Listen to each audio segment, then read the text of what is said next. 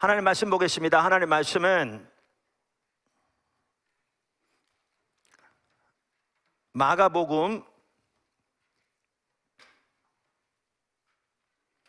12장 29절입니다.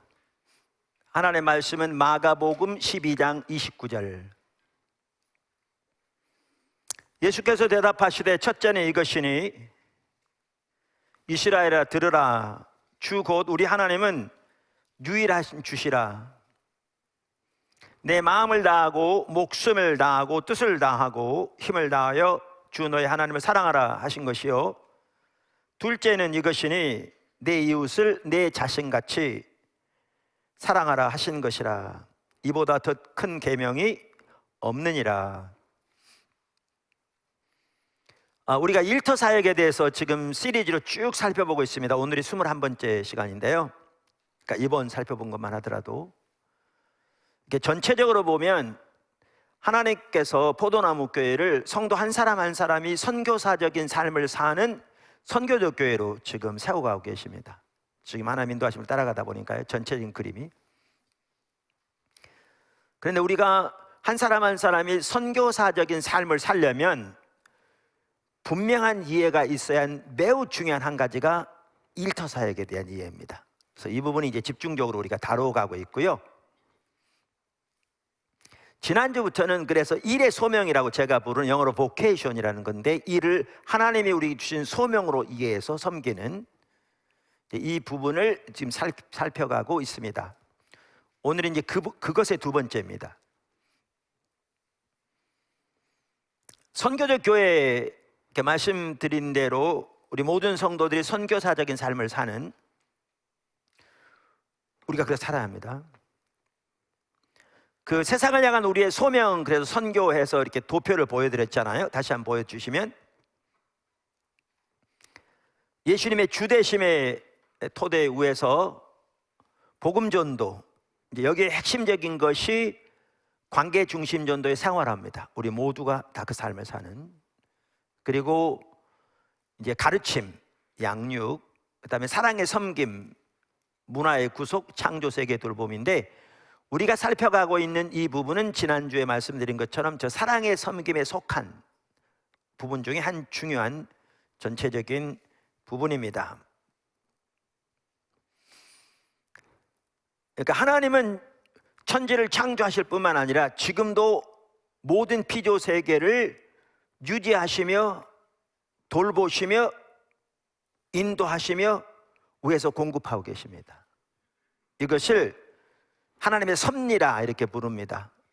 신학자들은. 근데 섭리라는 말은 영어로 providence라는 말인데, provide, 공급하다라는 단어에서 나온 겁니다. 그래서 이 부분을 학자들은 때로는 하나님의 공급이라 이렇게 부르기도 합니다. 그런데 그 하나님의 섭리에서 아주 중요한 한 핵심이 지금 우리가 살펴가고 있는 이 일의 소명입니다. 일의 소명입니다. 왜냐하면 하나님께서 이 일을 통해서, 일의 소명을 통해서 그 일을 하시기 때문에 그렇습니다.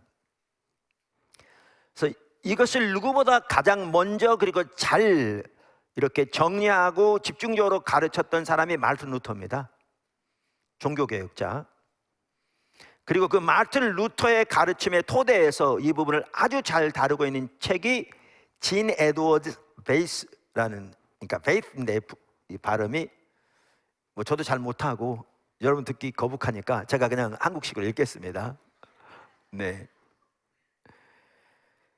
그분이 쓴 우리말 번역의 특별한 소명이란 책인데요, 그 책을 이렇게 루터의 그 가르침을 토대로 썼는데, 그 방면의 전문가고 또 콩콜디아 대학교에서 그 방면에 집중적으로 훈련하고 있고, 후학들을 또 교회들을. 그래서 그 책을 토대로 우리가 이 부분을 살펴보고 있습니다. 정말 좋은 책이고요. 우리 성도들 한 번씩 자세히 읽고 이렇게 설교와 함께 같이 배워가면 이렇게 우리 일의 현장에서 또 우리 삶의 현장에서 어떻게 주님을 따라갈 수 있는지 한 중요한 부분을 배울 거라고 생각합니다.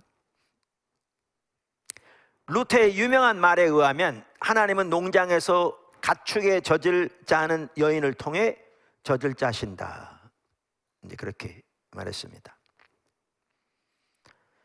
그래서 이 일을 소명으로 한 겁니다. 그래서 영어의 vocation이란 말은 오늘날 그냥 그 소명에 대한 이해는 퇴색하고 일반적인 직업을 의미하는 용어로 이렇게 전락해 버렸는데, 원래 그 단어 의미는 소명이라는 거거든요.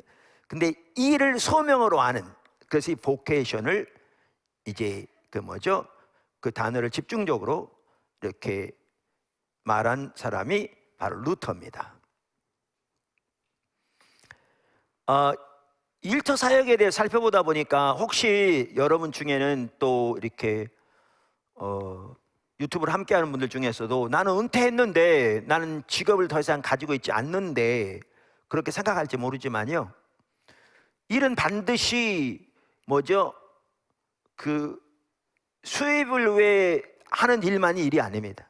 그 외에 다양한 일들도 있고요. 특별히 이 vocation, 일의 소명에서는 루터 같은 경우에는 내 영역에서 우리 하나님께로부터 받은 우리에게 소명이 있다.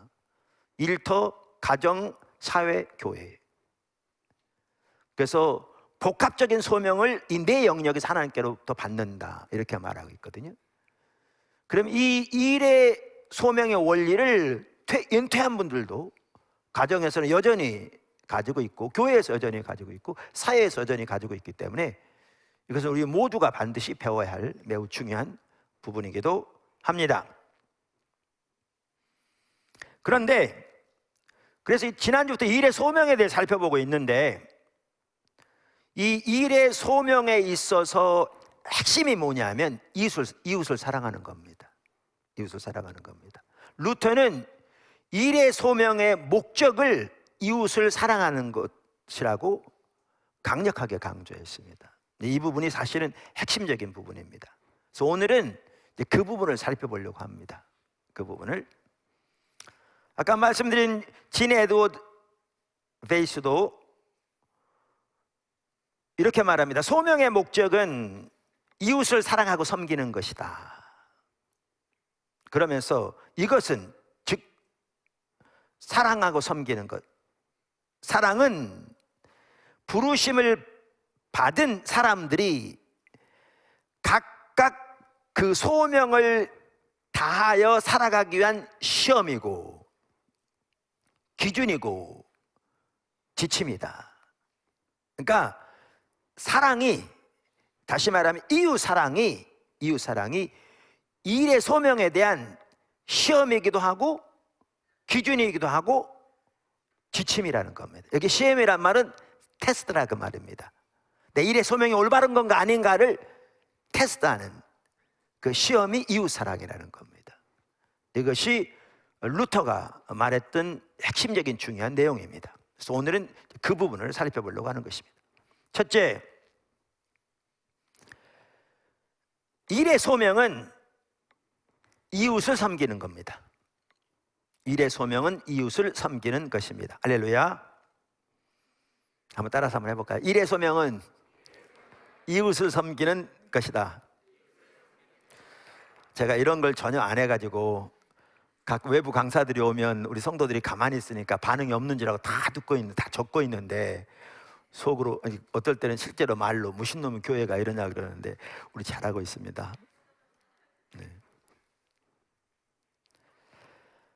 우리가 이전에도 일의 성격을 살펴보면서 그 한 핵심이 일은 이웃을 사랑으로 섬기는 것이다. 그러니까 이웃을 사랑하는 핵심적인 수단이다. 이렇게 이미 살펴보았습니다. 여러분 말씀드린 대로 제가 이전부터 사실 고민했던 것은 어떻게 성도들이 삶의 현장에서 일터에서 하나님 나라를 위해서 섬기며 살아갈까, 이게 늘 고민이었거든요. 하나 제 이제 마음에 늘 있었던 것은, 그래서 하나님 나라에 대한 것을 정리해서 기초성경 공부 3권에 나눈 것처럼 그렇게 쓰기도 했지만 이런 구체적인 부분에 대해서는 이렇게 잘 모르겠더라고요. 또 그렇게 잘 정리된 책도 없고. 그러던 중에 2019년에 있었던 마닐라에서 로잔 1차 일터사역 포럼이 있었는데 거기에 참석하게 되면서, 그것도 참석하게 되도록 어떤 한 선교사님이 초청을 하셨어요. 전혀 보통 때로 연락이 별로 없었던 분인데, 그러니까 정말 하나님이 하신 것 같아요. 이제 그러면서 이 전체적인 그림이 보여지고 그때부터 집중적으로 이렇게 하나님 인도하시고 또 배워가고 하면서 지금 우리가 이렇게 주님을 따라가고 있거든요. 그런데 그 포럼에서 강의하셨던 이 방면에 또 세계적으로 귀하게 앞서가고 있는 한 분도 그 얘기를 하더라고요. 이른 제품들과 서비스들을 창조한다. 당연하죠. 그것들을 통해 더 좋은 삶을 증진시킨다. 그러니까 하나님의 뜻은 생명이잖아요. 인간을 창조하실 때부터. 그래서 생육하고 번성하라고 그랬잖아요. 그분만 하더라도 그러더라고요. 가난한 나라에서 가난이 많은 이유는 비즈니스가 없기 때문이다. 그래서 비즈니스를 일으키는 것이 매우 중요했다. 이웃을 사랑하는 가장 중요한 방법 중 하나는 비즈니스를 일으켜서 그들을 가난에서 벗어나게 하는 것이다. 그래서 일 자체가 비즈니스 자체가 사람들을 축복하고 이웃을 사랑하는 핵심적인 수단이다 라는 것입니다. 그러면서 그분도 한 예를 들기를, 자기는 아마 나이가 들어서 그런지 관절이 이렇게 쉽게 말하면 낡아서 그런지 통증이 심해서 걷지를 못했대요. 그랬는데 티타늄 요즘 뼈가 있나 봐요, 관절이. 그걸 이제 집어넣었더니 날마다 하나 뼈 감사하다는 겁니다. 왜냐하면 이제 그 통증 없이 자유롭게 걸을 수 있으니까. 그러면서 그걸 발명한 사람, 그리고 자기 이 다리에다가 그것을 이렇게 수술을 통해 집어넣은 의사, 간호사, 그들의 섬김을 통해 자기가 이 하나님의 전적인 은혜지만 섬김을 통해 복된 삶을 사는 거죠. 저 같은 경우도 지난번에 나눴습니다만 어려서부터 폐결이 심해가지고요, 능망정과 함께 이렇게 일반적인 폐결핵 약으로는 더 이상 내성이 생겨서 이렇게 듣지 않는다고. 그래서 그 당시에, 지금 이름은 잊어먹었습니다만은, 한 가지 약, 근데 그 약이 안 들으면 더 이상 약이 없다고 하는 이제 그 상황까지 갔는데, 다행히 그 약이 이렇게 잘 들어서 오늘의 제가 있거든요. 그럼 저의 입장에서는 그 약을 발명한, 또 그것을 처방한 그 한 분 한 분의 섬김을 통해 하나님이 저를 살리시고 오늘 여기 있게 하신 거죠. 그래서 그 일이 이웃을 섬기고 사랑으로 섬기는 너무나 소중한 축복인 거죠. 할렐루야. 루터는 그의 대교리 문답서에서 이렇게 말합니다. 하나님이 보시기에 실제로 사람을 거룩하게 하는 것은 믿음이다. 그것은 하나님을 받드는 것이며. 그러니까 제가 그 책을 보니까요, 좀 오래된 책이라 그런지 번역이 좀 매끄럽지 않아요. 우리 팀들이 했으면 훨씬 잘했을 것 같긴 한데, 그러니까 하나님을 받드는 것이며 반면에 우리의 일은 사람들을 받드는 것이다. 할렐루야. 다시 말하면 믿음은 하나님을 섬기는 것이고 일은 이웃을 섬기는 것이다 라는 겁니다. 신학자 구스타프 빙그렌도 이렇게 설명합니다. 그러니까 구스타프 빙그렌이 루터가 그 일의 소명에 대해서 쓴 여러 책들, 여러 이렇게 전단지들, 여러 연설들을 전체를 종합해서 그에 대한 일의 소명을 정리했고, 그 책을 보고 아까 말한 베이스 박사가 근본적인 삶의 전환이 있으면서 이 사역에 뛰어든 거였거든요. 근데 그 빙그렌 박사도 이렇게 설명합니다. 하나님이 우리의 선한 일을 필요로 하지 않으시지만, 그러니까 하나님은 우리의 선한 일을 필요로 하지 않으시지만 우리의 이웃은 필요로 한다. 할렐루야.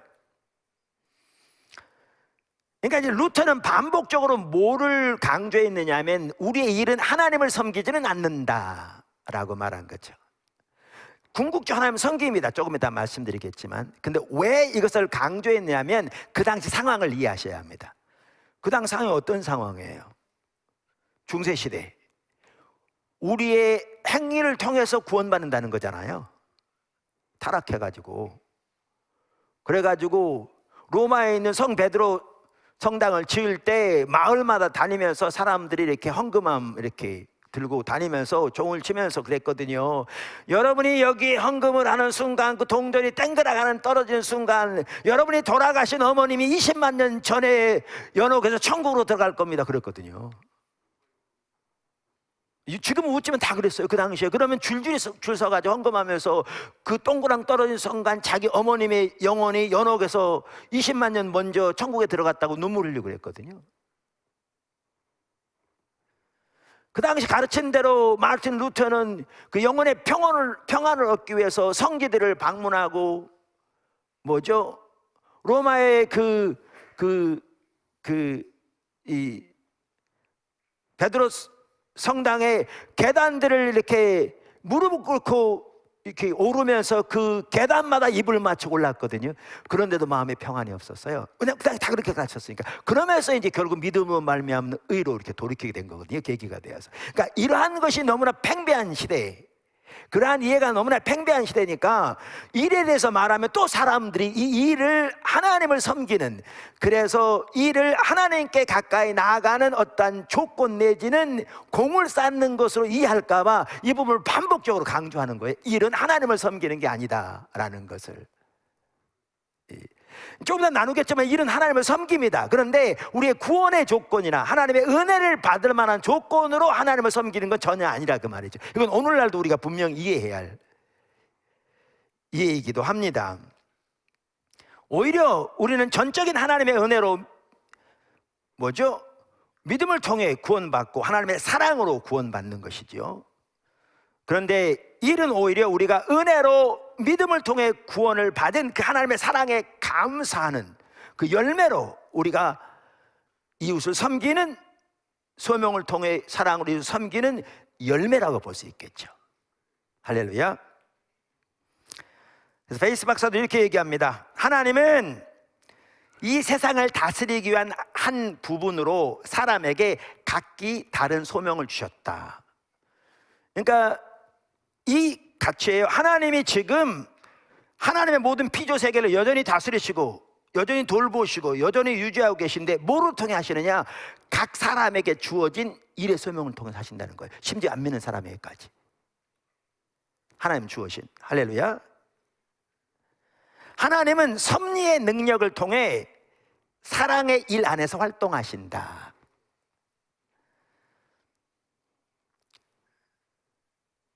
그러면서 이렇게 말합니다. 하나님은 우리의 일이나 소명을 하나님이 은혜를 베푸시기 위한 공로로 여기시지는 않는다. 오히려 우리와 그분과의 관계는 오직 그리스도의 일을 통한, 그리스도의 사역을 통한 그분의 무한한 은혜와 용서하심에 근거한다. 할렐루야. 기본적으로 소명 안에서 행한 선한 일은 믿음의 열매이다. 열매로 그렇게 한다는 거죠. 선한 일은 하나님을 위해서가 아니라 이웃을 위해 행해진다. 우리 소명의 전체적인 목적은 내 이웃을 내 자신과 같이 사랑하는 것이다. 이해되시죠? 전체적으로 잘 윤곽이 잡힙니다. 자, 작은 첫 번째, 우리의 일의 소명을 통해 우리는 이웃을 섬김으로 하나님을 섬깁니다. 그러니까 제가 생각하니까 이렇게 표현하면 제일 좋겠더라고요. 다시 말합니다. 우리는 우리의 일의 소명을 통해 이웃을 섬김으로 하나님을 섬깁니다. 이게 성경적으로 가장 정확한 이해고요. 실제로 아까 말한 그 베이스나 루터도 같은 이해를 가지고 있었습니다. 그 시대에 일은 직접적으로 하나님을 섬기는 게 아니라는 걸 강조하는 것은 그런 배경에 나온 거고요. 그러나 같은 이해를 가지고 있었습니다. 그래서 이것을 정확하게 표현하면 그렇게 표현하는 게 옳은 것 같더라고요. 우리의 일은 하나님과 밀접한 관계가 있습니다. 성경에 보면 관계가 없다면 다뤄볼 필요도 없죠. 여태까지 수없이 많이 우리는 살펴봤습니다. 그래서 우리는 이렇게 표현하는 게 가장 좋을 것 같더라고요. 우리는 일의 소명을 통해 이웃을 섬김으로 하나님을 섬긴다. 할렐루야. 그 진 에드워드 베이스의 책을 보면요, 그 루터는 자주 어떤 표현을 썼냐면, 지난주에 살펴봤는데 하나님이 숨어 계신다, 이런 표현을 많이 썼어요. 가면이라는 말도 쓰시고 하나님이 숨어 계신다. 그러니까 루터가 그 표현을 자주 쓴 것 같아요. 그런데 하나님이 숨어 계시는데 그 내용을 자세히 보면요, 이 두 가지를 의미한 걸 볼 수 있어요. 두 가지를. 그러니까 그 중에 하나는 하나님이 숨어 계시는데 어디에 숨어 계시냐면 우리의 이웃 안에 숨어 계신다는 거예요. 아주 중요한 이해입니다. 이건 전적으로 성경적인 이해입니다. 하나님 어디에 숨어 계신다고요? 우리의 이웃 안에 숨어 계신다는 겁니다. 이웃 안에. 그러니까 우리의 이웃 안에 숨어 계시기 때문에 우리는 일의 소명을 통해 이웃을 섬김으로 그 속에 숨어 계신 누굴 섬기는 거예요? 하나님을 섬기게 되는 거죠. 하나님은 이웃 안에 숨어 계신다. 여러분, 우리가 이것을 잘 볼 수 있는 대표적인 구절이, 성경 전체 명확하지만 대표적인 구절이 마태복음 25장입니다. 마태복음 25장 31절, 예수님께서 말씀하신 건데요, 이제 주님이 다시 오실 때 이런 일이 있을 거라는 거예요. 여러분 잘 아는 구절입니다. 그냥 설명만 해도 좋은데 여러분 그러나 성경을 명백히 보고 이해할 수 있도록, 다 아는 분도 제가 같이 읽겠습니다. 화면에 나올 텐데, 25장 31절, 인자가 자기 영광으로 모든 천사와 함께 올 때에, 그러니까 주님이 재림하실 때를 말하죠. 자기 영광의 보좌에 앉으리니 모든 민족을 그 앞에 모으고 각각 구분하기를 목자가 양과 염소를 구분한 것 같이 하여 그 양은 그 오른편에 염소는 왼편에 두니라. 그때 임금이, 여기 임금은 예수님을 가리키죠, 그 오른편에 있는 자들에게 이르시되 내 아버지께 복 받을 자들이여, 나와 창세로부터 너희를 위하여 예비된 나라를 상속받으라.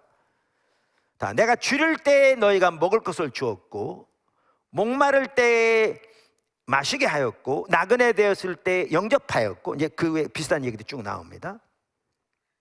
그러니까 이제 의인들이 대답하는 거죠. 37절, 이 의인들이 대답하여 이르되 주여, 우리가 어느 때에 주께서 줄이신 것을 보고 음식을 대접하였으며 목마르신 걸 보고 마시게 하였나이까? 이제 쭉 계속 얘기합니다. 그랬더니 40절에 임금이 대답하여 이르시되 내가 진실로 너희에게 이르노니 너희가 여기 내 형제 중 지극히 작은 자 하나에게 한 것이 곧 내게 한 것이니라 하시고, 그 다음에 이제 또 왼편에 있는 자들에게 이르시되, 여기 41절, 저주를 받은 자들아, 나를 떠나 마귀와 그 사자들을 위하여 예비한 영원한 불에 들어가라. 그러면서 말씀하시기를 내가 줄일 때에 너희가 먹을 것을 주지 아니하였고 목마를 때에 마시게 하지 아니하였고, 그러면 이제 또 같은 얘기 쭉 하십니다. 그랬더니 그들도 묻는 거죠. 44절에 그들도 대답하여 이르되 주여, 우리가 어느 때 주께서 줄이신 것이나 목마르신 것이나 나그네 되신 것이나 헐벗으신 것이나 병드신 것이나 옥에 갇히신 것을 보고 공양하지 아니하나이까더이다. 그랬더니 임금이, 예수님이 하신 거죠. 이에 임금이 대답하여 이르시되 내가 진실로 진실로 너희에게 이르노니 이 지극히 작은 자 하나에게 하지 아니한 것이 곧 내게 아니한 것이니라 하시니라.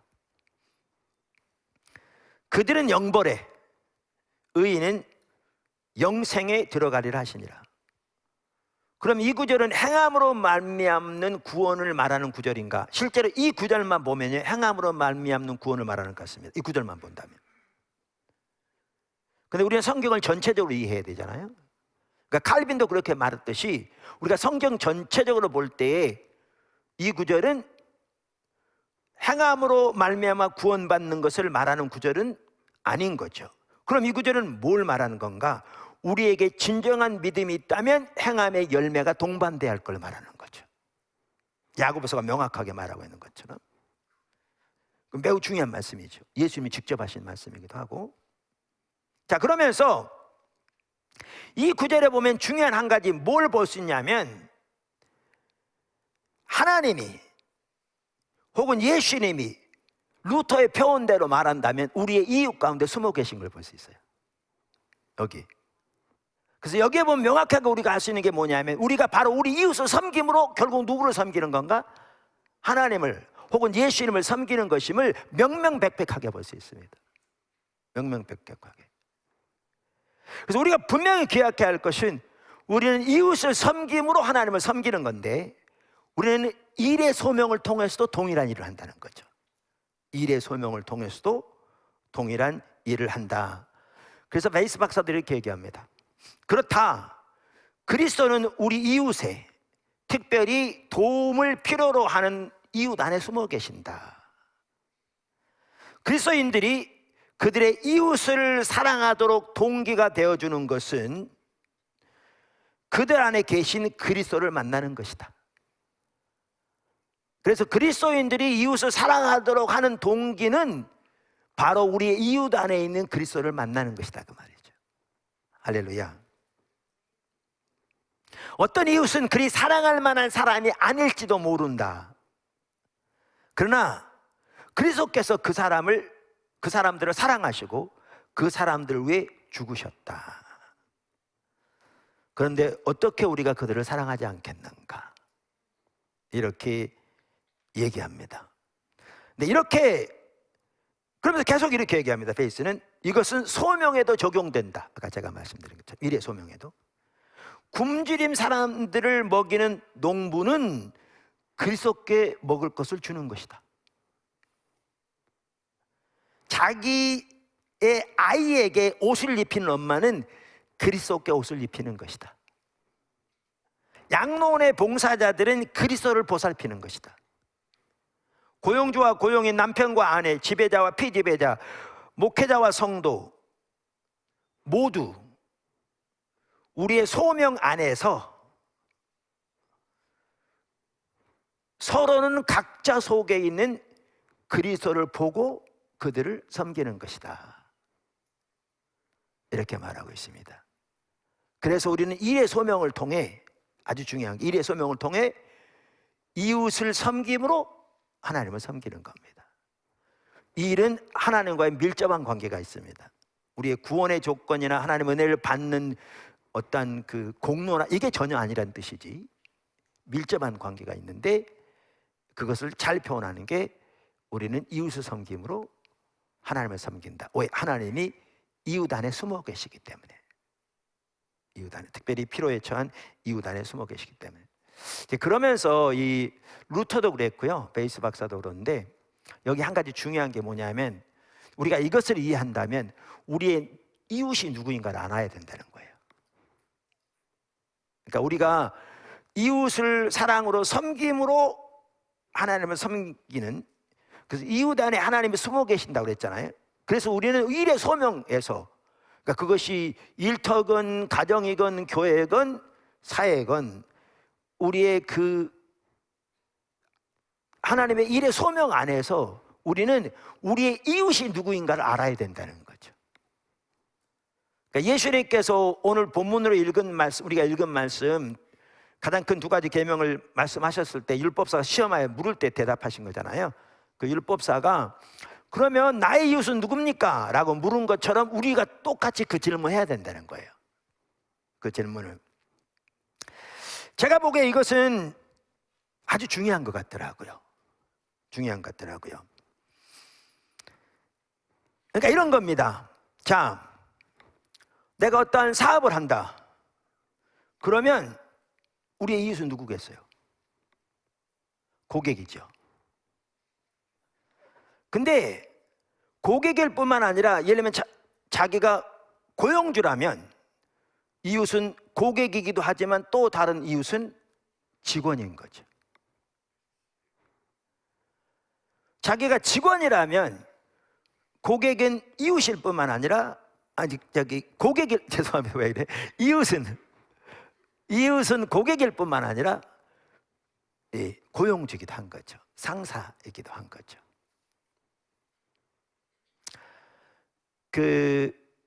제가 아는 한 분이 참 헌신된 분인데 또 주님 뜻에 살고자 하는 열망이 있는 분이에요. 사업을 하신 분인데 한 번은 저한테 그 얘기를 하시더라고요. 과거에 사업을 하면서 섬겨야 할 대상이 고객인 건 알았다는 거예요. 또 그래서 고객에게 유익이 되도록 힘써 왔다는 거예요. 그런데 어느 날 깨닫게 하신 게 자기가 섬겨야 할 대상이 고객뿐만 아니라 직원인 걸 알게 하셨다는 거예요. 그러니까 나의 이웃이 누구인가 묻는다는 게 매우 중요하거든요. 이런 지금 관점에서 예를 들면 그래서 집에 가정에서는 남편의 이웃은 아내고요, 아내의 이웃은 남편이고요, 또 부모도 이웃이고요, 자녀도 이웃이고요. 교사는 학생들이 이웃이고 학생들은 교사가 이웃이고 등. 그러니까 자신들이 처한 상황에서 이웃이 누군가를 알아보는 건 너무나 중요한 거죠. 여기에 참 중요한 게 그런 것 같아요. 예를 들면 이제 저도 60대 중반인데 이제 이렇게 나이가 들으면 우리 부모들은 이렇게 생각하기 쉬워요. 저는 아직까지 이렇게 생각 안 하고 있습니다만 앞으로도 그렇게 안 하기를 바랍니다만 하기 쉬워요. 나는 섬김을 받아야 할 사람인 것처럼.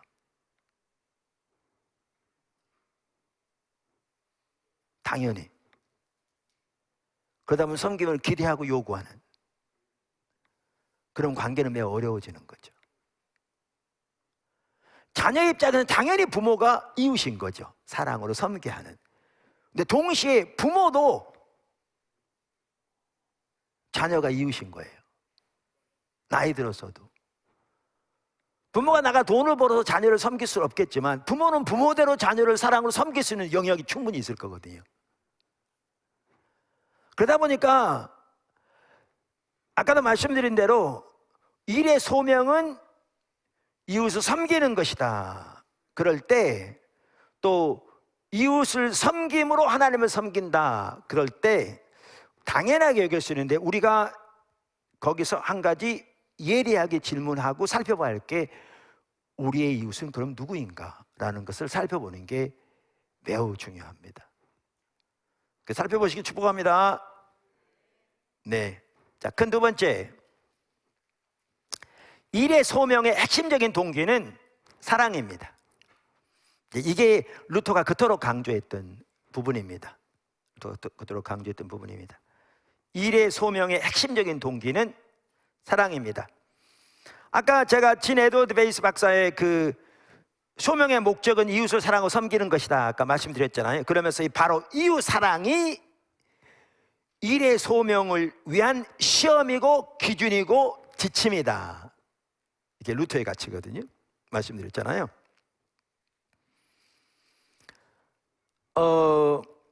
한편은 그게 당연합니다. 성경적으로 보자면. 왜냐하면 가장 큰 계명이 뭡니까? 오늘 읽은 본문 있잖아요. 하나님의 존재를 더 사랑하고 이웃을 네 자신같이 사랑하고. 성경에 보면 마태복음 22장에 동일한 말씀이 나오는데 거기에서는 예수님이 이 말씀을 하고 난 다음에 이 두 계명이 온 율법과 선지자의 강령이다 그러셨거든요. 이 말은 뭐냐 하면 모든 율법과 선지자의 가르침 혹은 하나님이 율법과 선지자를 통해서 주신 모든 하나님의 명령과 가르침이 이 두 명령 안에 다 포함된다 그 얘기예요.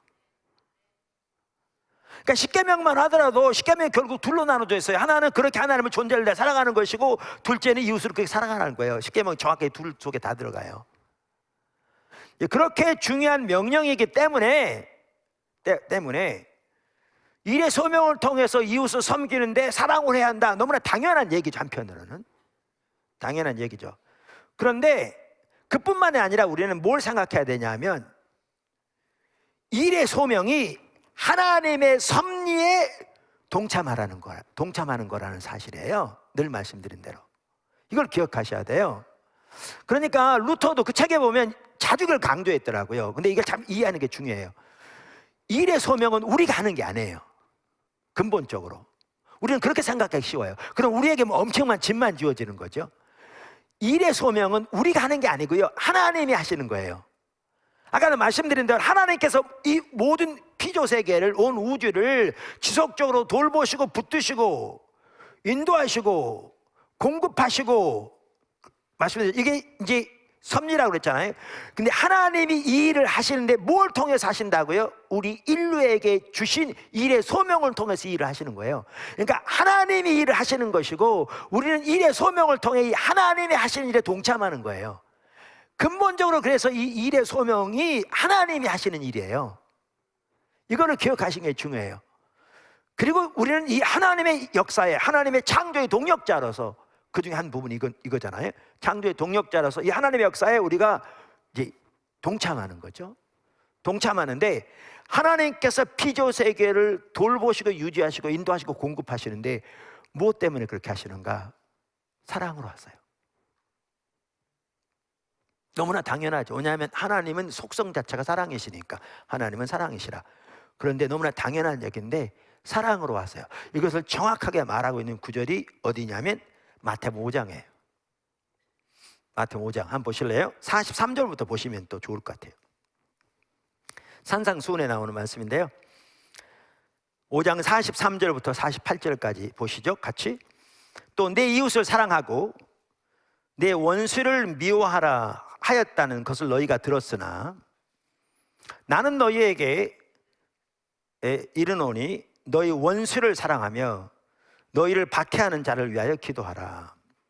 이같이 한즉 하늘에 계신 너희 아버지의 아들이 되리니 이는 하나님이 그 해를 악인과 선인에게 비추시며 비를 의로운 자와 불의한 자에게 내려주심이라. 너희가 너희를 사랑하는 자를 사랑하면 무슨 상이 있으리요?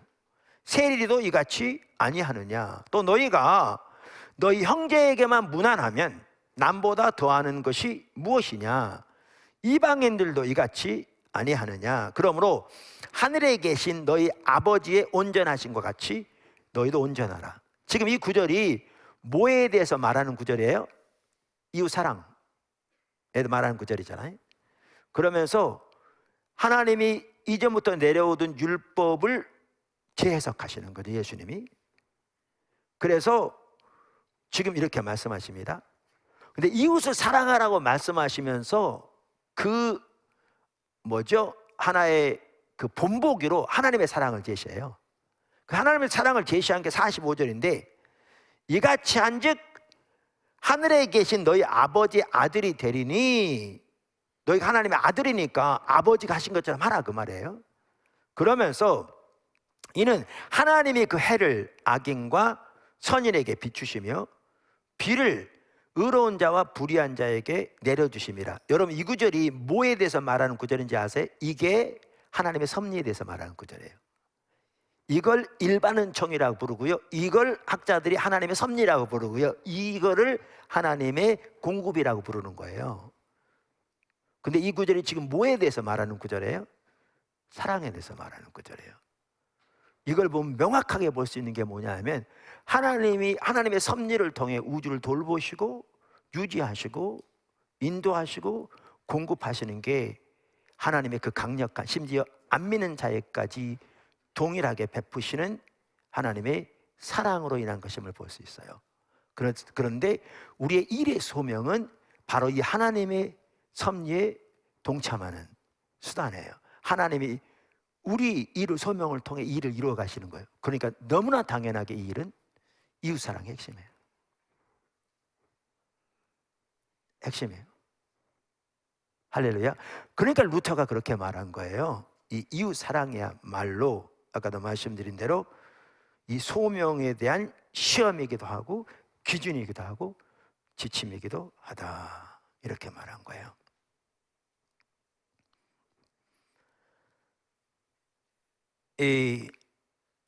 그래서 여기 그 루터는 심지어 참된 일에 대한, 그러니까 참된 일의 소명에 대한 기준도 아까 말한 것처럼 이웃사랑이다, 이렇게 말했어요. 우리가 감당하는 일의 소명이 옳은 건지 하나님이 주신 건지 아니면 잘못된 건지를 판단하는 기준도, 그 핵심을 루터는 이웃 사랑에 뒀어요. 그만큼 이게 핵심이라는 거예요. 아까 베이스 박사도 얘기했듯이. 아까 루터는 하나님이 숨어 계신다 그랬잖아요. 그런데 자세히 보면 두 가지라 그랬잖아요. 그래서 하나는 뭐냐 하면 이웃 가운데 숨어 계신다. 그래서 우리는 이웃을 섬김으로 하나님을 섬기게 된다. 그러니까 이게 이제 이전에도 나왔고 앞으로 나오겠지만 너무나 명백한 게, 예를 들면 종과 주인의 관계에 다룰 때도 보세요. 종에게 말하기를 주인을 섬기는 게 주를 섬기는 거라고 그랬잖아요. 그리고 이 모든 것에 대해 하나님 앞에 계산받을 거라고 그랬잖아요. 주인이 섬길 때 동일한 가치로 섬기라고 그랬고, 그 일에 대해서 하나님 앞에 계산받을 거라고 말했거든요. 거기도 명확하게 하나님이 이웃 안에 숨어 계신 걸 볼 수 있고, 어느 자리에 있든지 이웃을 섬김으로 하나님을 섬기는, 이게 이제 정확하게 맞는 거죠. 근데 루터가 하나님이 숨어 계신 것이라고 말한 또 한 군데가 어디냐면요, 일의 소명에 숨어 계시다는 거예요. 그러니까 너무나 쉽게 이해되는 게, 하나님이 하나님의 섭리 공급의 역사를 모든 피조세계 가운데 행하고 계신데 뭘 통해서 행하고 계신다고요? 일의 소명을 통해 하고 계신다는 거예요. 그러니까 하나님은 일의 소명 안에 숨어 계신 거죠. 그래서 하나님의 일을 이루어 가시는 거죠. 하나님의 일을. 할렐루야. 그러다 보니까 아까도 말씀드린 대로 우리의 그 일의 소명이 이게 하나님께로부터 온 것인가 아니면 마귀에게서 온 것인가도 기준도 이웃사랑이라는 거예요. 그러면서 예를 들면 이런 겁니다.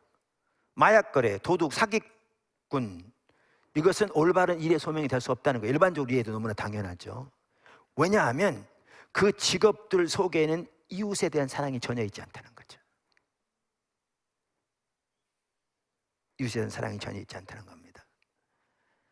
그러니까 그 직업들은 아무런 사랑도 아무런 섬김도 나타내지 않는다. 그래서 그 직업들 속에는 하나님이 숨어 계시지 않는다는 거죠. 오히려 악마만이 숨어 있다는 거죠. 마귀만이 숨어 있다는 거죠. 근데 베이스 박사는 좀 더 깊이 들어가요. 이거 우리가 너무나 자명하게 알 수 있는 건데, 근데 거기 좀 더 깊이 들어가서 이렇게 얘기해요. 어떤 합법적인 직업들조차도 모두가 정당한 소명이 아니다. 낙태 수술하는 의사는 자신의 이웃을, 이 경우에는 자궁 속에 있는 아기, 이웃을 사랑하고 섬기는 것이 아니다. 합법적이긴 하지만 해로운 상품을 제조하고 판매하는 것도 전혀 하나님으로부터 온 소명이 아니다.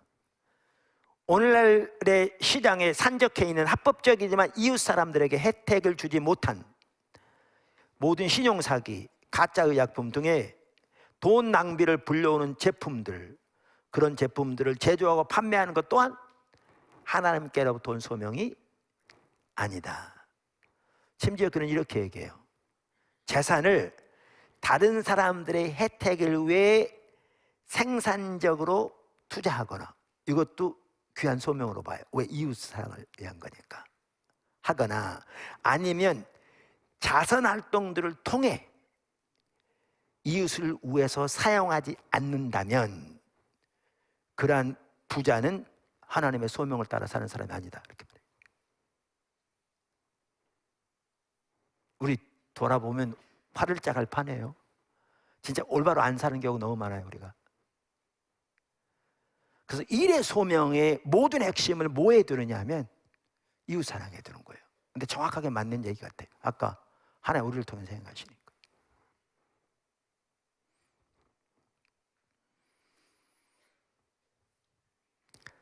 뭐 너무나 당연한 얘기지만 이런 것은 합법적이고 보수도 많이 받는 직업들 중에 사람들을 죄로 이끄는 직업들도 많이 있다.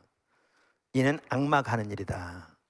포르노그래피의 영화, 이건 물론 우리나라는 불법이죠. 미국은 합법적이니까 미국 대상으로 하는 것 같아요. 스트립쇼를 하는 나이트클럽 운영, 카지노 운영 등의 일에는 하나님이 숨어 계시지 않는다. 그러면서 이런 부분도 얘기해요. 이제 이런 부분은 이제 뭐 여러분들이 그냥 생각하고 이제 이런 관점에서 우리의 일에 대한 부분을 이렇게 비춰보면 좋을 것 같은데요. 이런 부분을 이해할 때 우리가 이미 살펴본 중에 성과 속을 올바로 그 구별하는 걸 타파하기 위해서는 하나님의 창조하실 때 그 창조 세계에 두신 구조와 타락으로 인해서 잘못된 방향으로 나가는 방향을 분리하면 된다고 그랬잖아요. 그러면 우리는 성 속의 이분법에 빠지지 않는다, 이렇게 말씀드렸잖아요. 같은 맥락에서 이해하시면 좋은데요, 베이스 박사 이렇게 얘기합니다. 반면에 영화 배우, 영화 제작자, 음악가 등 연예업 종사자들은 정당한 소명을 즐긴다. 이분도 정당하다는 거예요. 우리는 잘못된 일을 가지고 있으면 이거 세속적으로 다 판단해 버리거든요, 잘못된 걸로. 그렇지 않다는 거죠. 이게 이제 하나님이 주신 구조 속에 포함되는 거죠. 이웃을 즐겁게 하고 그들에게 기쁨을 주며 그들에게 지혜를 안겨 주기도 한다. 가로 열고 좋은 용어는 항상 그렇다, 가로 닫고. 그것은 이웃을 사랑하고 섬기는 좋은 방법이다. 그러면서 이제 이렇게 얘기도 하기도 합니다. 동시에 여기에서 그 소명에 종사하는 그리스도인들은 한계를 정해야 한다. 배우로서의 활동은 그리스도인으로서 가치 있는 소명에 따른 일이다. 그러나 누드 시인을 연출하는 것은 신성한 소명에 따른 한 부분이 아니다. 이렇게 아까 말한 대로 그 구조와 방향을 올바로 이렇게 분별할 줄 아는, 이분은 그 용어를 안 쓰지만 이렇게 말합니다. 그러면서 아까도 말씀드린 대로 그 참된 일의 소명에 대한 기준도 뭐를 제시하느냐? 결국 그러니까 이웃 사랑을 제시하는, 그만큼 이웃 사랑이 일의 소명의 핵심적인 동기이며 그것이 뭐죠? 시험이기도 하고 그것이 기준이기도 하다, 말씀드렸습니다. 그러면서 루터는 여기에서 참 중요한 게요, 일의 소명에서 권세보다 사랑이 먼저라고 주장합니다. 권세보다 사랑이 먼저다. 그러니까 오늘도 언급했습니다만 루터는 우리가 하나님께로부터 소명을 받는데 내 영역에서 받는다고 주장합니다. 일터, 그 다음에 어디요? 가정, 그 다음에 교회, 사회. 뭐 순서는 중요하지 않습니다. 다 같이 이렇게 가니까. 자, 받는데 이렇게 각 분야에 가다 보면 거기에 질서가 있죠. 부부 사이에도 질서가 나오고 교회도 질서가 있고 사회에도 질서가 있고 일터에도 질서가 있잖아요. 상사가 있고 부하 직원도 있고 다 질서가 있습니다. 그런데 그럴 때 하나님의 질서는 매우 소중하죠. 우리가 여러 번 살펴본 것처럼 질서는 하나님께로까지 갑니다. 지난주에 살펴본 대로 모든 권세는 하나님께로부터 나왔다고 그랬잖아요. 중요한데 루터의 주장이 참 맞습니다. 여기에서 질서를, 그러니까 여기에서 이 권세도 중요한데 권세보다 앞서야 할 게 사랑이다, 이렇게 말합니다. 그러니까 모든 일의 소명에서 사랑이 앞서야 한다. 사랑이 앞서야 한다. 베이스 박사 이렇게 얘기합니다. 소명에서 가장 두드러진 특징은 권세가 아니라 사랑이라는 점이다. 할렐루야. 권세가 아니라 사랑이라는 점이다. 자신의 소명에 의해 다른 사람에게 영향을 끼치는 사람들은 기본적으로 자신이 책임진 사람들을 사랑하고 섬겨야 한다는 의무를 가진다. 그러니까 그것이 권력자건 부모건 배우자건 목사건 대통령이건 다 마찬가지라고 말입니다. 아멘. 자, 큰 세 번째, 탁월함으로 이웃을 사랑으로 섬겨야 합니다. 그러니까 이 부분, 일의 소명에 있어서 핵심이 뭡니까? 이웃 사랑. 그런데 또 하나의 핵심이 뭡니까? 탁월함입니다. 영어로 말하면 excellence라고 할 수 있는데 탁월함. 이 탁월함에 대해서는요, 진 에드워드 베이스 박사는 언급 안 합니다. 아마 루터도 이 부분 언급 안 했던 것 같습니다. 왜냐하면 루터 언급했더라면 분명히 했을 텐데. 근데 이 영역을 섬길 때 중요한 한 부분이 이거라서 저는 언급을 하고요.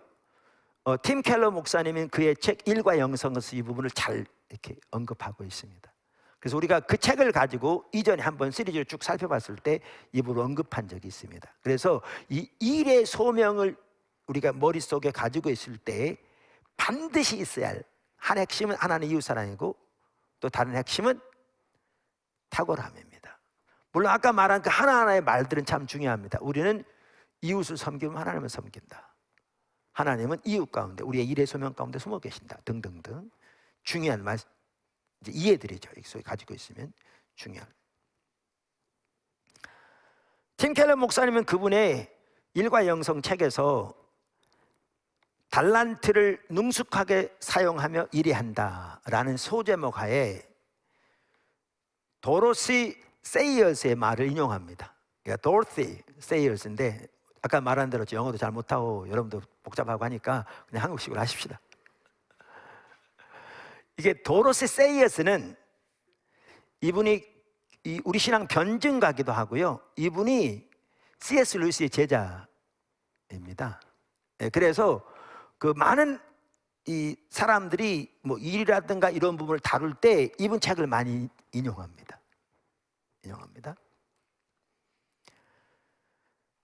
그 도로시 세이어스는 세이어스 말을 인용하는데 그 책에 그 아까 말한 일과 영성 책에 보면 이렇게 말했습니다. 교회가 청명한 목수를 대하는 것을 보면 보통은 취하도록 술을 들이키지 말고 여유 시간에 망나니 짓 하지 않으며 주일마다 꼬박꼬박 예배에 출석하라고 타이르는 게 고작이다. 일들은 중요하죠. 근데 이게 고작이다 그러면서 하지만 교회가 해 주어야 할 얘기는 따로 있다. 신앙을 쫓아 살려면 무엇보다 훌륭한 테이블을 만드는 게 우선이라고 가르쳐야 한다. 아주 중요한 말입니다.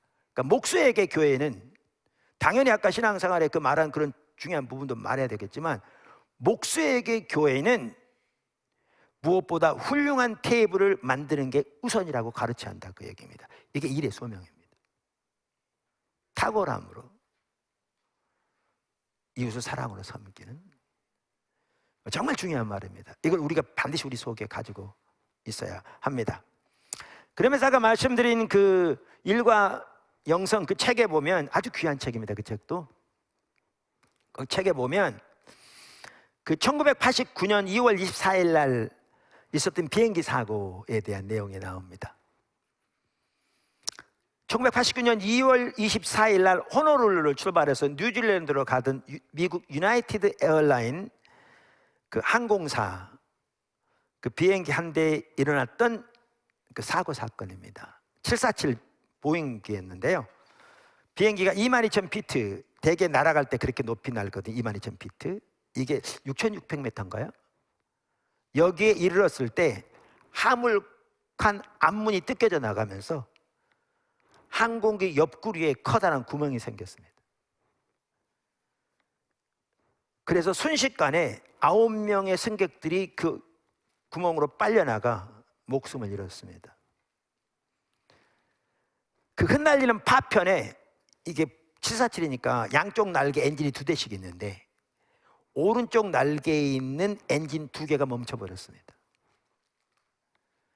착륙 가능한 지점까지 가려면 앞으로 200km는 더 날아가야 되는데 그런 상황이었습니다. 그 당시 기장은 데이비드 크로닌이라는 38년 비행 경력을 가진 조종사였습니다.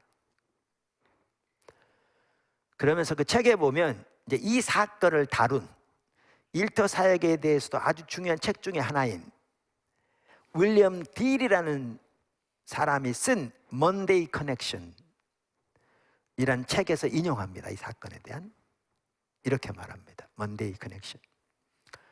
고장난 두 엔진만큼의 추진력을 메우기 위해 손으로 조종관을 단단히 붙잡고 발로는 수평을 유지하도록 방향타를 통제해 가며 안간힘을 썼다. 그러나 무엇보다 골치 아픈 건 얼마나 빨리 날아가야 할지 결정하는 일이었다. 동체의 구멍이 맹렬한 앞바람에 더 크게 벌어지는 걸 막으려면 실속은 아마 그거 같아요. 떨어지지 않게 가장 천천히 가는, 아마 제가 추측하기에 이걸 실속이라고 할 것 같아요. 실속에 가깝도록 속도를 늦춰야 했다. 뚫린 자리가 거대한 기체의 공기역학을 바꿔놓았으므로 통상적인 실속 데이터에 기대하기는 어려웠다. 조종사는 변수를 감안해 가며 최선의 판단을 내려야 했다. 게다가 장거리 비행에 맞춰 30만 파운드의 연료까지 싣고 이륙한 터라 그대로 착륙했다가는 기체 하중에 랜딩 기어가 박살날 게 뻔했다. 거기까지 날아간 동안 태운 다음에 안 쳐져야 되는데 지금은 그게 그대로 있는 거죠. 그런데 엎친 데 덮친 격으로 새로운 문제가 생겼다. 비행기의 속도를 낮추는 데 쓰는 윙 플랩이 말을 듣지 않았다. 통상적인 착륙 속도도 시속 270km인데 착륙할 때 이게 고장나다 보니까 310km, 그보다 훨씬 빨리 내려앉아야 할 판이었다. 보잉사가 추천하는 최고 하중은 56만 4천 파운드였는데 보잉 747의 경우 최고가 그 사고기의 무게는 61만 파운드가 넘었죠.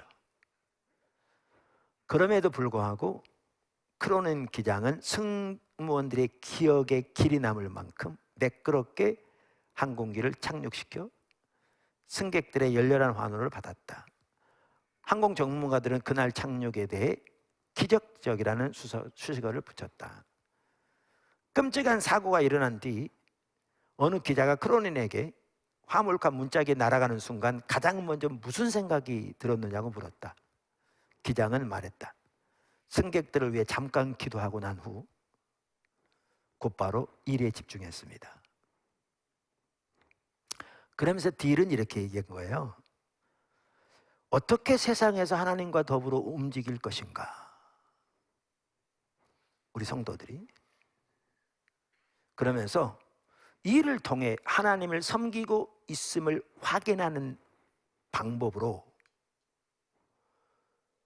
가장 중요한 한 가지는 딜은 뭐를 제시하느냐면 각 사람이 저마다 자기 일을 능숙하게 해내는 것이다. 이렇게 말합니다.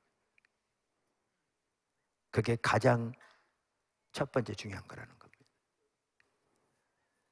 저마다 제 일을, 자기 일을 능숙하게 해내는 것이다.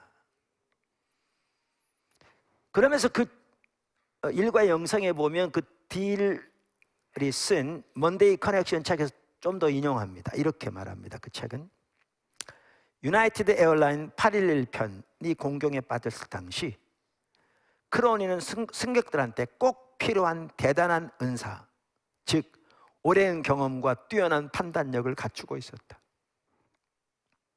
그러니까 여기에 중요한 것은 승객들과 얼마나 친했느냐, 얼마나 좋은 교제를 가졌느냐, 이거보다 일의 능숙함이 가장 중요했다는 거예요. 그러면서 승객들한테 꼭 필요한 대단한 은사, 즉 오랜 경험과 뛰어난 판단력을 갖추고 있었다. 며칠 뛰고 그는 하나님이 현재 진행 중인 창조 과정에 동참하는 게 크리스찬의 소명이라고 할 때 그 사역을 떠받치는 기반은 능숙함이 되어야 한다. 각자 가진 달란트를 최대한 노련하고 능숙하게 사용해야 한다는 뜻이다. 능숙함은 가장 기초가 되는 자질이다. 그러다 보면 부와 명예는 따라오기도 하지만 그게 최종적인 목표는 아니다. 이게 일의 소명에서 우리 모든 성도들이 가져야 할 핵심적인 내용입니다. 그래서 탁월함으로 이웃을 사랑함으로 섬기는, 이게 일의 소명 핵심입니다. 할렐루야.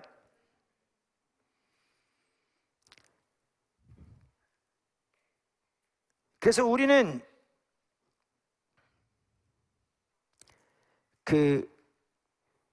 이 필요 세계를 돌보시는, 그리고 공급하시는 하나님의 도구로 일의 소명에 동참하기 때문에 우리는 이런 식당에서 음식을 만들든지, 카센터에서 차를 수리하든지, 길거리에서 청소를 하든지, 농사를 짓든지, 우리의 모든 일에서 탁월함으로 일해야 합니다.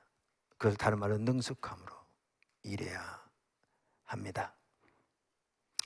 그러면서 진 에드워드 그 베이스는 이 말도 합니다. 능숙함을 다루는 구절에서 말한 건 아닌데, 아까 이 일의 소명이 하나님의 섭리와 밀접한 관계에 있다고 그랬잖아요. 하나님이 일의 소명을 통해 그 일을 이루어 가시는.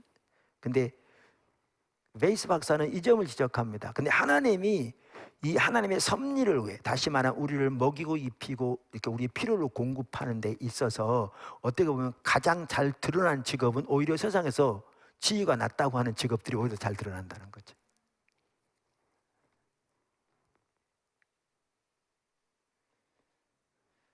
그는 이렇게 말합니다. 아이러니하게도 가끔은 하나님이 지위가 높은 사람들보다는 낮은 지위의 사람들을 통하여 양식을 제공하신다는 점을 보기가 더 쉽다. 하나님이 대기업 경영진 혹은 할리우드 스타들을 통해서보다 농부 혹은 농장에서 가축에 젖을다는 여인을 통해 세상을 축복하신다는 점을 보기가 더 쉽다. 그렇기 때문에 하나님의 식당 웨이터, 하수도 수리공 혹은 환경미화원 등 좀 더 이렇게 세상적으로 보면 이렇게 낮은 직급이라고 말하는 그 일의 소명도 하나님이 구체적으로 주신 것이며, 그 소명을 주셨다고 할지라도 부끄러워할 필요가 없다. 또 우리는 그런 소명들을 볼 때에 업신여겨서도 안 된다, 이렇게 말합니다. 그러니까 우리가 이 보케이션으로서의 우리의 일을 하나님의 관점에서 올바로 이해하게 되면, 그러면 진정한 의미의 직업에서 귀천이 사라지는 것이죠. 우리의 인식에서, 우리의 삶에서.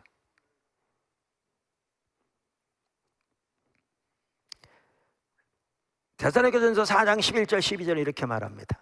또 너희에게 명한 것 같이 조용히 자기 일을 하고 너희 손으로 일하기를 힘쓰라. 이는 외인에 대하여 단정 행하고 또한 아무 궁핍함이 없게 하려 함이라. 오늘 이렇게 일의 소명에 대해 살펴보면서 특별히 일의 소명의 핵심은 이웃사랑이다, 이 점에 초점을 맞춰서 너무나 핵심적인 중요한 몇 가지를 살펴보았습니다. 하나님께서 포도나무교회 인도하시는데 말씀드린 대로 모든 성도들이 선교자적 삶을 삶으로 교회가 선교적 교회로 주님을 집중적으로 잘 따라가도록 인도하고 계신데, 교회가 전체적으로 그리고 모든 성도들이 바로 그 삶을 살려면 일에 대한 올바른 이해가 반드시 우리에게 있어야 합니다.